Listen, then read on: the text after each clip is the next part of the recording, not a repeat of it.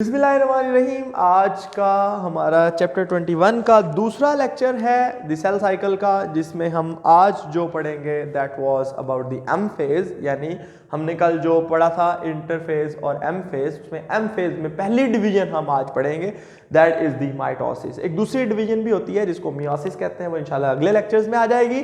तो आज हम जो बात करेंगे माइटोसिस, अगर सिंपली डिफाइन करूं तो हम कहेंगे this is the division which ensures same number of chromosomes in the daughter cells. यानी इसमें क्या होता है कि जो एक होता है पेरेंट सेल्स जो कि डिवाइड करता है, और एक होते हैं डॉटर सेल्स जो दो उससे बनते हैं। अगर पेरेंट सेल्स में 46 क्रोमोसोम्स हैं तो डॉटर सेल्स में भी 46 क्रोमोसोम ही होंगे। ये वो डिवीजन है जो कि same number of chromosomes in the daughter sales ensure करती है। सही है, याद रखिएगा जब भी हम डिविजन पढ़ते हैं पढ़ाते हैं तो हम दो पार्ट्स में उसको डिवाइड करते हैं समझने के लिए। वैसे तो ये कंटिन्यूअस प्रोसेस है, लेकिन हम समझने के लिए उसको दो चीजों में कन्वर्ट करते हैं। एक को हम कहते हैं कैरियोकाइनेसिस। ये बेसिकली काइनेसिस का मतलब होता है डिवीजन, कैरियन का मतलब होता है न्यूक्लियस। तो इसको हम आम जुबान में कहते हैं द डिवीजन ऑफ न्यूक्लियस। इसके अंदर होता क्या है, अगर मैं एक ओवरव्यू दूं जनरल सा, तो इसमें आमतौर पे कभी कभार कैरियोकाइनेसिस का शॉर्ट भी आ जाता है। तो सिर्फ आप ये लिख देंगे ना कि डिवीजन ऑफ न्यूक्लियस, तो ये काबिल कबूल इतना नहीं है। तो हम बात इसमें पूरी जब लिखेंगे तो हम कहेंगे कि जनाब होता ये है। तब ऑब्वियसली जो जेनेटिक मटेरियल है वो कहां पे डुप्लीकेट होता है, इंटरफेज की एस फेज में। जो मैंने अभी आपसे पूछा था, जेनेटिक मटेरियल डबल वहां होता है। सही है, तो जो उसकी चूंकि न्यूक्लियस के अंदर तो जेनेटिक मटेरियल ही मेजर चीज है ना, यानी क्रोमोसोम्स ही मेजर चीज है, तो क्रोमोसोम तब डुप्लीकेट हुए थे। इसमें होता क्या, सबसे पहली बात हम कहेंगे कि जनाब सेंट्रोसोम सेंट्रियोल्स बनते हैं। सेंट्रोसोम्स जो है वो दे गो टू अपोजिट पोल, यानी अपोजिट पोल पे जाते हैं। फिर क्या होता है, ये पूरी कैरियोकाइनेसिस की मैं एक जनरल स्टोरी बता रहा हूं, ठीक है। जो अपोजिट पोल पे जाते हैं, फिर क्या होता है, क्रोमोसोम्स क्रोमैटिन मटेरियल के बने होते हैं, और क्रोमैटिन कंडेंस होके क्रोमोसोम बना देता है। फिर हम कहेंगे जी फाइबर लगते हैं, फाइबर फ्रॉम ईच जो सेंट्रियोल है। ये हम सारी बातों को अलग अलग पढ़ेंगे, लेकिन बेसिक थीम मैं आपको बताने लगा हूं। From each pole attach to chromosome, then हम कहेंगे जो क्रोमोसोम है, यानी उसका जो हम कहेंगे सिस्टर क्रोमैटिड्स। ये सारी बातें मैं आपको बताऊंगा एक एक करके, आपने परेशान नहीं होना। वो सेपरेट होते हैं, और फिर दोनों न्यूक्लियाई, यानी ये बेसिकली एक न्यूक्लियस के अंदर एक यानी सेल है, और उसके अंदर एक न्यूक्लियस डिवाइड होकर दो न्यूक्लियस बनाने की तरकीब है, जिसके सारे पार्ट्स में अभी आपको एक एक करके समझाऊंगा। सही है। और जो दूसरी चीज होती है कैरियोकाइनेसिस के अलावा, उसे हम साइटोकाइनेसिस कहते हैं, यानी डिवीजन ऑफ साइटोप्लाज्म। देखें ना जी, अगर हमने ये बात करनी हो कि डिवीजन ऑफ न्यूक्लियस क्या है और डिवीजन ऑफ साइटोप्लाज्म क्या है, तो वो कैरियोकाइनेसिस है, वो साइटोकाइनेसिस है। दोनों को मिला के एक सेल ने डिवाइड करना हो तो उसका न्यूक्लियस भी डिवाइड होना जरूरी है और उसका साइटोप्लाज्म भी डिवाइड होना जरूरी है। ये जो बेसिक थीम है, ये आपको इन सारी चीजों के अंदर देखने को मिलेगा, तब आपको सही समझ आ जाएगी। सही है जी। तो अब हम स्टार्ट करते हैं। बेसिकली कैरियोकाइनेसिस को समझने के लिए हम उसको 4 फेजेस में डिवाइड करते हैं। उसके 4 जो उसके अंदर जो स्टेप वाइज चीजें हो रही होती हैं, वो इस तरह बिल्कुल शार्प बाउंड्री नहीं है, लेकिन हम कहेंगे कि ये अभी प्रोफेज चल रहा है, ये मेटाफेज है, ये एनाफेज है और ये टीलोफेज है। तो उन चीजों के बारे में हम बात करेंगे। सबसे पहले आपको थोड़ा सा आइडिया हो गया कि माइटोसिस क्या चीज है और कैरियोकाइनेसिस क्या चीज है। और एक और बात, इसमें 2-3 डेफिनेशंस हैं, वो आपको बतानी चाहिए। दैट इज माइटोटिक अपरेटस क्या, खैर ये सारी बातें दरमियान में आ ही जाएंगी। सबसे पहले हम देखते हैं जी प्रोफेज। देखें, एक सेल है जो एस फेज से अभी अभी आया है, और वो सेल फर्ज किया है ये, और उसका जो जेनेटिक मटेरियल है वो डुप्लीकेट तो हो गया है लेकिन वो नजर नहीं आता। आपने एक बात पढ़ी थी, क्रोमोसोम सिर्फ तभी नजर आते हैं जब सेल डिवाइडिंग फेज में होता है, वरना क्रोमोसोम नजर नहीं आते। और जब भी नजर आते हैं तो किस शक्ल में नजर आते हैं? डुप्लीकेटेड शक्ल में, क्योंकि वो एस फेज से गुजर के आ चुके होते हैं। वो इस तरह का क्रोमोसोम नजर नहीं आता, हमें इस तरह का क्रोमोसोम नजर आता है। यानी हर क्रोमोसोम 2 क्रोमैटिड्स का बना होता है और वो दोनों क्रोमैटिड चूंकि आपस में जुड़े होते हैं इसलिए उनको सिस्टर क्रोमैटिड कहते हैं। इसलिए आपको आइडिया भी हो गया what are the sister chromatids. नहीं समझ आई इस बात की कि the chromosome look in this duplicated form, वो हमें नजर आते हैं। तो सबसे पहला स्टेप जो है ये जेनेटिक मटेरियल क्रोमैटिन मटेरियल था और दिस इज कन्वर्टेड, जिसको हम कहते हैं chromatin. Number 1 step, chromatin condense होता है और क्या बनाता है? क्रोमोसोम। इसका मतलब यह है कि ये धागे धागे ऐसे क्रोमैटिक मटेरियल और इसकी वजह से ऐसे क्रोमोसोम बन जाते हैं। आइडिया समझ आ गया? ये है जी क्रोमैटिन कंडेंस और क्रोमोसोम्स बिकम विजिबल, क्रोमोसोम्स नजर आने शुरू हो जाते हैं। समझ आ गई जी बात की?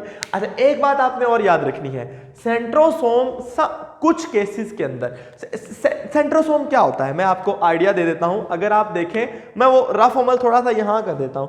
ये एक सेल है, ये उसका न्यूक्लियस है। तो न्यूक्लियस के साथ आपने देखा होगा 9 ट्रिपलेट्स ऑफ माइक्रोट्यूब्यूल्स के बने हुए 2 सिलेंडर होते हैं, उनको सेंट्रियोल्स कहते हैं। ये एनिमल सेल की बात हो रही है। हम जो इस वक्त पढ़ने जा रहे हैं वो सारा एनिमल सेल है, हम प्लांट सेल की डिस्कशन नहीं कर रहे हैं, इसलिए आपने कंफ्यूज नहीं होना, ठीक है। तो जो ये होता है ना सेंट्रियोल्स, एक सेंट्रियोल ये है, सही है, फर्ज किया ये 9 ट्रिपलेट ऑफ माइक्रोट्यूब्यूल, ये आपने पढ़े हुए हैं चौथे चैप्टर ऑफ फर्स्ट ईयर में। और ये दूसरा है, इन दोनों को, ये दोनों जिस रीजन में होते हैं ना, दोनों को मिला के ये जिस जगह पे पड़े होते हैं उस जगह को सेंट्रोसोम कहते हैं, सही है। आमतौर पे ये पूरे का पूरा पेयर ये कॉपी हो के 4 सेंट्रियोल्स यानी 2 सेंट्रोसोम बन चुके होते हैं G2 फेज में ही, इंटरफेज में ही।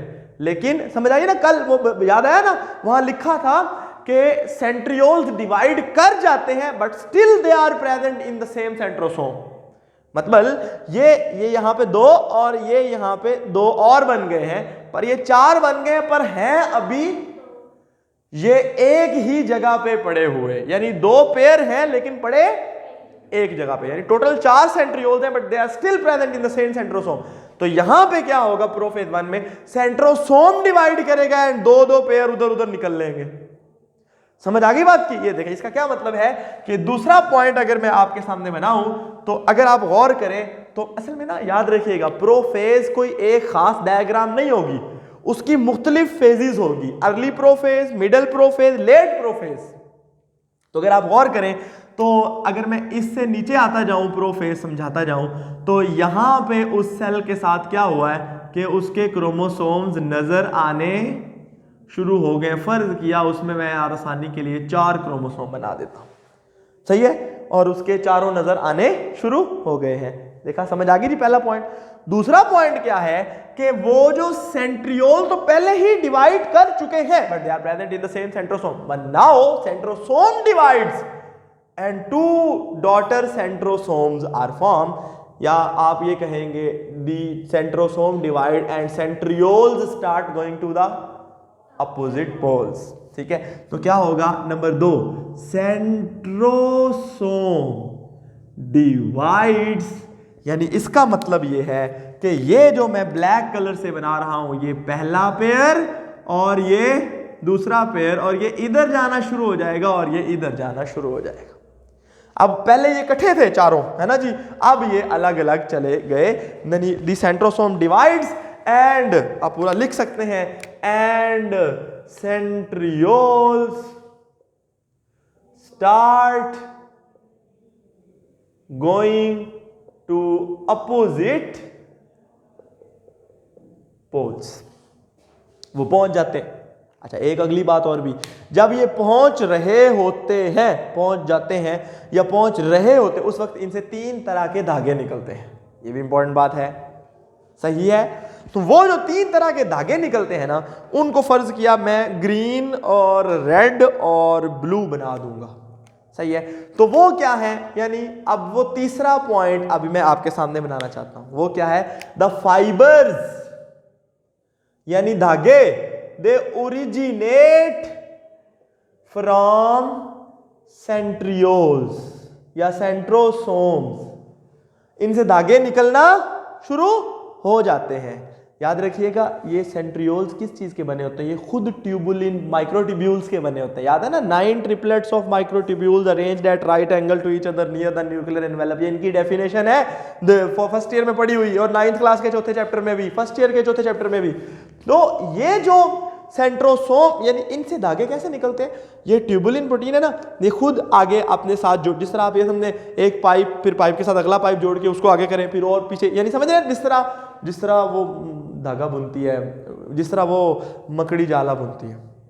सही है, तो इस तरह से इनसे धागे निकलते हैं और वो धागे होते हैं 3 तरह के। सर इसका मतलब क्या है वो एक ही चीज, बस उन्होंने जहां जाना होता है ना, जिस तरह अब यहां से बस निकलती है, एक बस जाती है डाइवो के अड्डे से, वो मुल्तान चले जाती है, तो वो मुल्तान की बस कहलाती है। सेम है वो बस थी, उसके 4 टायर है, उसके ऊपर की सीटें लगी हुई, सारा कुछ वही है। सही है, लेकिन उसका नाम मुल्तान वाली बस, एक लाहौर वाली, कराची वाली बस और एक फैसलाबाद वफद किया। समझ रहे ना आप बात को, तो इसका मतलब ये हुआ वो 3 तरह के धागे, स्ट्रक्चर उनकी सेम है, एक ही चीज के बने हुए हैं, पर उन्होंने चूंकि लगना डिफरेंट जगह पे, इस बुनियाद पे उनकी तीन नाम है। पहले कौन से हैं, एस्ट्रल फाइबर्स, क्या होते हैं, एस्ट्रल माइक्रोट्यूब्यूल्स। दूसरे होते हैं काइनेटोकोर फाइबर्स और तीसरे होते हैं पोलर माइक्रोट्यूब्यूल्स। ये 3 तरह की चीजें होती हैं। इसका मतलब क्या है वो मैं अभी आपको बताता हूं। वो धागे निकलना शुरू हो जाते हैं जब ये इस तरफ चल रहे हैं, और फिर वो धागे क्या करते हैं वो मैं अभी आपको बताता हूं। 3 तरह के धागे वो मैं आपको अगली डायग्राम में बनाता हूं। है ये सारी प्रोफेज की डायग्राम, वो अर्ली थी, अभी एंटर ही हुआ, ये उससे मतलब थोड़ा सा लेट, फिर आगे, फिर लेट, फिर एट द एंड। तो इसमें ऐसे तरतीब वाइज काम चलता है टाइम के साथ साथ। तो अब जनाब ये एक सेल है और ये उसके जनाब अली अब जो है ना जी, ये उसका न्यूक्लियस है, और मीनवाइल अभी मैं बताता हूँ ये मैंने ऐसा क्यों किया है, अभी जो मैंने किया है, और ये उसके क्रोमोसोम्स हैं 4, मैं चारों के चारों को बना देता हूँ। और ये धागे फर्ज किया यहाँ पे सेंट्रियोल जो हैं वो पहुँच गए हैं। सही है, और इनसे ये धागे निकलते हैं, ये हैं जी एस्ट्रल फाइबर्स जो उधर को निकलते हैं आउटर सिम्बत में। ठीक है, ये है काइनेटोकोर फाइबर्स जो मैं रेड कलर से बना रहा हूं। समझ रहे हैं बात को, क्यों मैं अभी बताता हूं। और ये है काइनेटोकोर फाइबर्स, और ब्लू से बना दूं, ब्लैक से ये है जी पोलर फाइबर्स जो आपस में टकराते हैं। समझ आ गई बात, क्या हुआ कि एस्ट्रल फाइबर्स जो हैं वो आउटवर्ड डायरेक्शन में जाते हैं सेंट्रोसोम की, और वो मेम्ब्रेन के साथ जुड़ते हैं। काइनेटोकोर फाइबर क्या होते हैं ये मैं अभी आपको बता देता हूं। ये है ना अगर आप गौर करें, वो ही वाला क्रोमोसोम मैं इधर बना देता हूं।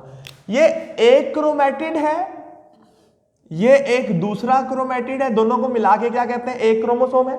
ये बेसिकली एक क्रोमोसोम खुद 2 क्रोमैटिड्स का बना हुआ है, और जब ये अलग अलग होंगे तो फिर ये दोबारा क्या कहलाएंगे, जब अलग अलग होंगे तो क्या कहलाएंगे, क्रोमोसोम्स कहलाएंगे। अभी जुड़े हुए हैं तो सिस्टर क्रोमैटिड्स कह रहे हैं इनको, ये याद रखिएगा।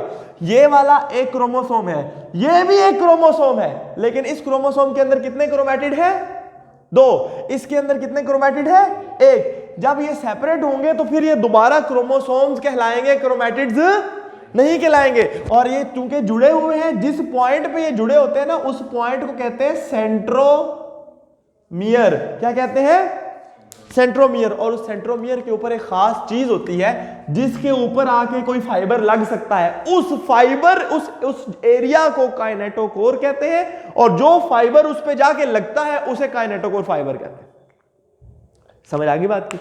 तो ये काइनेटोकोर फाइबर कहां पे अटैच होता है, they attach to the kinetochore, इसलिए है फाइबर सेम, मैं माइक्रोट्यूब्यूल का लफ्ज बोल लूं या फाइबर का लफ्ज बोल लूं या सिर्फ ट्यूब्यूल बोल लूं, तीनों का मतलब सेम है, याद रखिएगा। Astral fibres they are directed toward the outside and they attach to the membrane.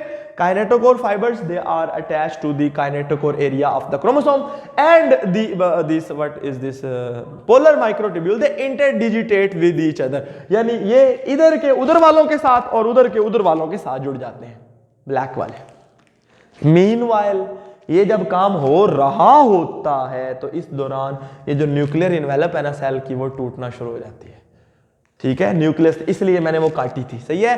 तो ये अगला पॉइंट है चौथा, न्यूक्लियर इन्वेलप क्या हो गई, डिसइंटीग्रेट, टूटना शुरू होती है और एट द एंड वो टूट ही जाती है, यानी एट द एंड अगली डायग्राम में क्या होगा कि वो वाली बिल्कुल टूट ही जाएगी और सिंपली 4 क्रोमोसोम सेल के अंदर मौजूद होंगे, ठीक है, और उनके साथ फाइबर्स जो हैं वो लग चुके होंगे, सही है जी। और मैं एस्ट्रल माइक्रोट्यूब्यूल्स अब नहीं बना रहा क्योंकि मेरे पास टाइम नहीं है, तो ये इनके साथ लग चुके होंगे और बाकी जो पोलर माइक्रोट्यूब्यूल्स हैं वो आपस में भी लग चुके होंगे, सही है। और इस दौरान न्यूक्लियर इन्वेलप खत्म हो जाती है। न्यूक्लियोलस, आपको पता है ना न्यूक्लियोलस भी एक चीज होती है सेल के न्यूक्लियस के अंदर। This is a darkly stained area which is the factory of ribosomes, ribosomal RNA. तो न्यूक्लियोलस डिसअपीयर, ये खत्म हो जाता है, ठीक है, गायब हो जाता है। एंड सबसे आखिरी बात, ये जो सेल का साइटोप्लाज्म है ये क्या हो जाता है, थोड़ा सा viscous, cytoplasm become non transparent, यानी थोड़ा सा बहुत ज्यादा गाढ़ा और नॉन ट्रांसपेरेंट। ये लिखने की जरूरत इतनी मुझे नहीं है, आप लिखिएगा, सही है जनाब। ये वो वाली चीजें हैं जो कि प्रोफेज में होती हैं, इसमें कोई मसला है?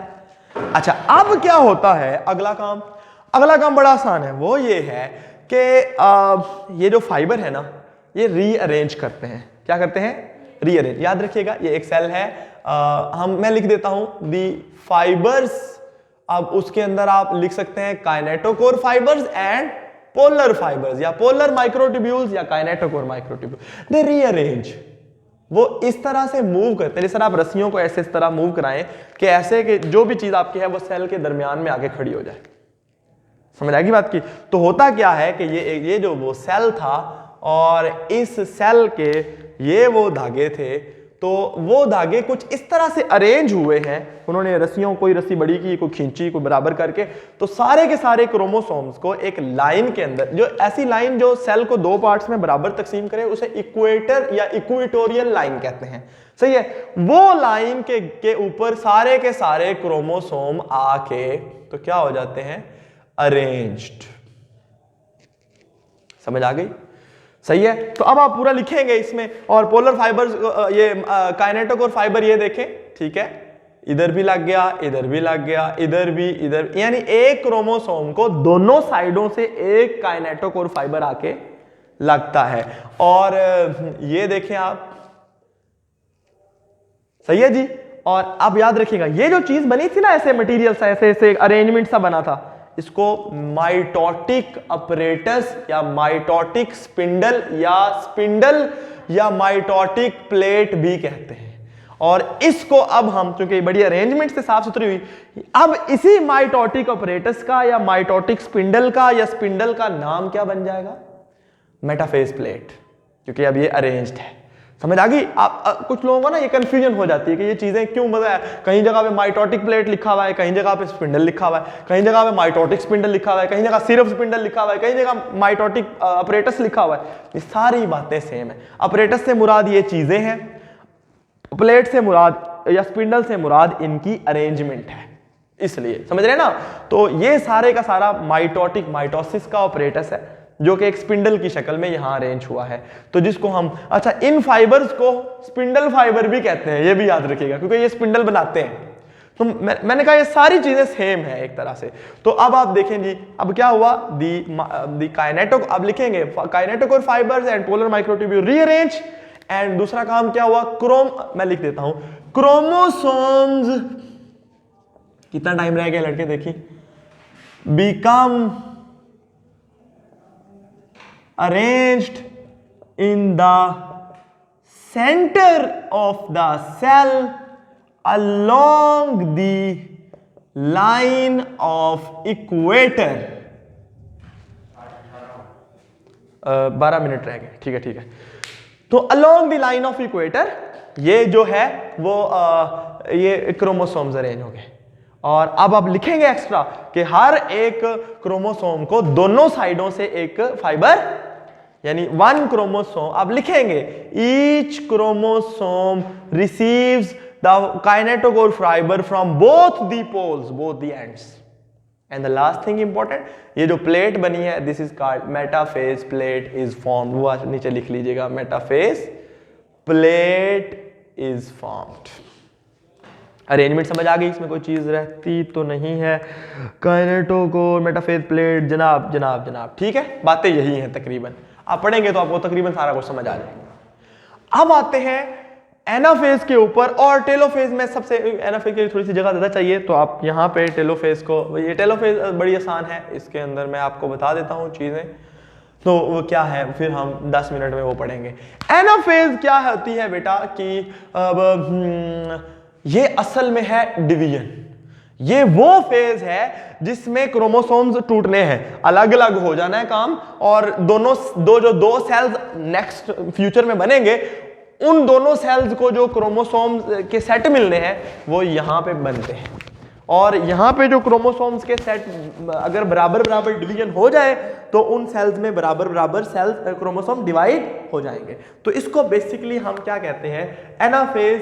ये बेसिकली वो फेज है जिसमें क्रोमोसोम्स एक्चुअल में ब्रेक होते हैं। अभी मैं बताता हूं कैसे। इसके स्टेप्स क्या है? नंबर 1 स्टेप क्या होगा? अगर गौर करें, अगर ये फाइबर इधर को खींचना शुरू कर दे और ये लाल वाला फाइबर इधर को खींचना शुरू कर दे और ये वाला फाइबर इधर को धक्का लगाना शुरू कर दे, ब्लैक, तो बताओ क्या होगा? ये टूट जाएगा। भाई सीधी सी बात है ना।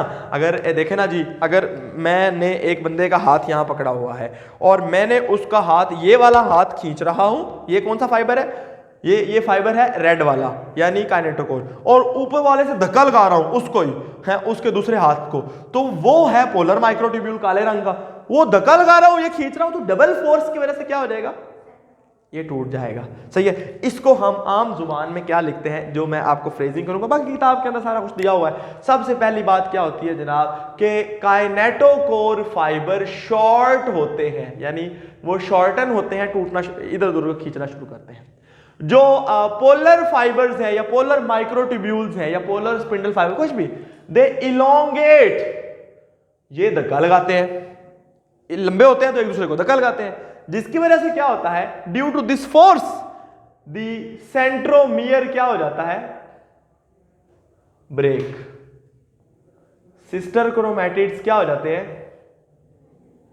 क्या होते हैं इनामुर रहमान? हाँ, सेपरेट। सिस्टर क्रोमैटिड सेपरेट हो जाते हैं। अब जब ये सेपरेट हुए तो अब इनको क्या कहेंगे? क्रोमोसोम्स। मैंने वो वहां बताया था। So chromosomes start going to the opposite poles, तो आप लिखेंगे जी and chromosome start going to the opposite pole. Diagram अगर मैं आपके सामने बनाऊं तो वो कुछ इस तरह की होगी कि हर काइनेटोकोर फाइबर के एंड में वो बना नहीं पाया, समझ रहे हैं ना बात को? हर काइनेटोकोर फाइबर के एंड पे एक क्रोमोसोम जो पहले किसी का क्रोमैटिड हुआ करता था वो लगा। वैसे तो ये ब्लू से बनाने चाहिए थे, लेकिन आसानी के लिए, बस समझ रहे हैं ना आप बात को? और दरमियान में जो पोलर माइक्रोट्यूब्यूल्स हैं वो वैसे के वैसे रह गए। ठीक है जी, ये हो गई एनाफेज। और टेलोफेज के अंदर या टीलोफेज के अंदर भी लोग बताते हैं, टेलोफेज भी कहते हैं। इसके अंदर क्या होता है आप ये समझें कि ये जो क्रोमोसोम्स हैं, आप लिखेंगे chromosomes reach at the poles. वो उधर पहुंच गए, वो उधर पहुंच गए, और वहां जाके वो जो प्रोफेज में बताया था ना उसका सबका उलट होगा। क्या? उधर क्रोमोसोम कंडेंस, क्रोमैटिन कंडेंस होके क्रोमोसोम बने थे, यहां क्रोमोसोम डी कंडेंस होके क्रोमैटिन बन जाएगा। उधर न्यूक्लियर एनवेलप गायब हुई थी, यहाँ न्यूक्लियर एनवेलप दोबारा बन जाएगी। उधर न्यूक्लियोलस गायब हुआ था, यहाँ न्यूक्लियोलस फिर से रीअपीयर हो जाएगा। और उधर वो समझ रहे ना बात को। तो एक जो सेल है यानी ये जो वही वाला सेल था उसके अंदर इधर के 4 क्रोमोसोम भी, ये भी न्यूक्लियर एनवेलप भी बन गई, ये दूसरे वाले भी बन गई, ठीक है ये वाले। और उसके इसके जो सेंट्रोसोम थे वो ये रह गए, इसके सेंट्रियोल्स ये आ गए जो उधर ही थे। और ये क्रोमोसोम इसके वापस रिकंडेंस हो गए, डीकंडेंस इसके यहाँ पे डीकंडेंस हो गए और एक सेल में 2 न्यूक्लियस बन गए जिनमें सेम नंबर ऑफ क्रोमोसोम। अगर देखें वहाँ 4 थे तो इसमें भी 4 ही हैं, कोई फर्क नहीं आया। अब आते हैं साइटोकाइनेसिस के ऊपर। तो पहले मैं साइटोकाइनेसिस इन एनिमल्स बताऊंगा, फिर प्लांट्स बताऊंगा। थोड़ा सा ही डिफरेंस है, ज़्यादा नहीं। एक और बात याद रखिएगा, प्लांट्स के अंदर सेंट्रियोल नहीं होते, तो फिर सर ये धागे कहाँ से निकलेंगे? तो प्लांट्स का जो साइटोस्केलेटन है ना, उसकी जो प्रोटीन होती हैं वो अपने आप को अरेंज करके तो ये स्पिंडल फाइबर बनाती हैं, उनके अंदर सेंट्रियोल्स नहीं होते। और एक क्योंकि प्लांट्स, हम अभी बात करते हैं, पहले एनिमल्स की बात कर लें। तो एनिमल्स की बात में ये बड़ा आसान है। एनिमल्स के अंदर क्या होता है कि ये एक सेल जो अभी बना, फर्ज किया ये, तो जैसे ही हम कहेंगे ये जो टीलोफेज के एंड में जब क्रोमोसोम वहां पहुंचते हैं तो जो एस्ट्रल फाइबर है, एस्ट्रल माइक्रोट्यूब्यूल्स, वो सिग्नल भेजते हैं, दे सेंड सिग्नल टू, यहां पे जो प्रोटीन्स होती है ना साइटोस्केलेटन की इक्वेटर के ऊपर, उनको सिग्नल भेजते हैं कि आप कॉन्ट्रैक्ट हो और ये कुछ इस तरह सी चीज बना दें। ये सेल है जिसमें मैं इस वक्त न्यूक्लियस नहीं बना रहा क्योंकि मुझे पता है कि यहाँ 2 न्यूक्लियस हैं। तो वो क्या बन जाता है, वो यहां से एक जब सिग्नल पहुंचता है तो वो प्रोटीन यहां पे कॉन्ट्रैक्ट होना शुरू कर देती है और एक चीज बनती है जिसको हम कहते हैं क्लीवेज फरो। क्या बनता है?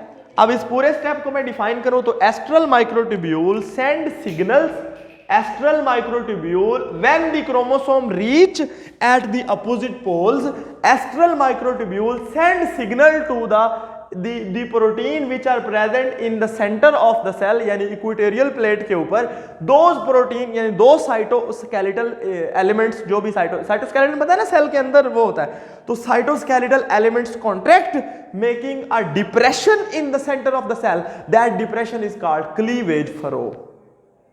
समझ आ गई बात की कि जनाब जब टीलोफेज के अंदर क्रोमोसोम अपने पोल पे पहुंचते हैं तो एस्ट्रल माइक्रोट्यूब्यूल खास किस्म का सिग्नल यहां से सेंड करते हैं इनको, यहां पे जो चीजें होती हैं तो वो अंदर की तरफ कॉन्ट्रैक्ट करती हैं और एक डिप्रेशन बना देती हैं जिसको क्लीवेज फरो कहते हैं। और आहिस्ता आहिस्ता ये क्लीवेज फरो जो है ना अब डीप होता जाता है।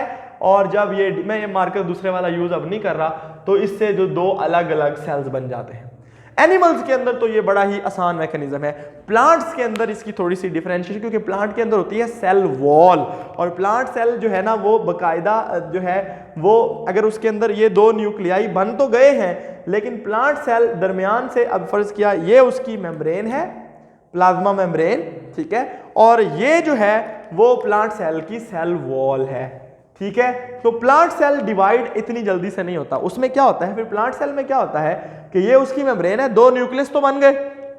अब क्या होगा, जो गोल्जी लिखेंगे आप, गोल्जी ऑपरेटस से कुछ वेसिकल्स निकलती हैं और वो सेल के दरमियान में जाके अरेंज हो जाती हैं, सही है। उन गोल्जी वेसिकल्स की जो दीवार बनती है उस दीवार को फ्रेगमोप्लास्ट कहते हैं।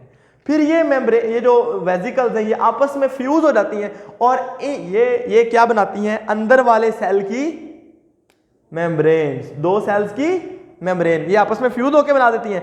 फिर सेल वॉल कैसे बनती है, क्योंकि इन्हीं वेसिकल्स के अंदर ऐसा मटेरियल होता है जो सेल वॉल बनाता है, जो सेल वॉल के कंपोनेंट्स हैं, तो वो फिर अपने अंदर सेल वॉल भी बना देते हैं। ये वाली चीज को मैंने जरा जल्दी से बताया है, इसलिए आप जरा इसको एक बार रीड करेंगे तो आपको आइडिया मैं दोबारा दे देता हूं। In the plants there are the cell due to the very strong and compact cell wall, the cleavage furrow is not formed. So in the plant cell, the vesicles coming from the Golgi apparatus, they contain the materials which are the basic components of cell wall, यानी cellulose, lignin, pectin वगैरह उसके अंदर होते हैं।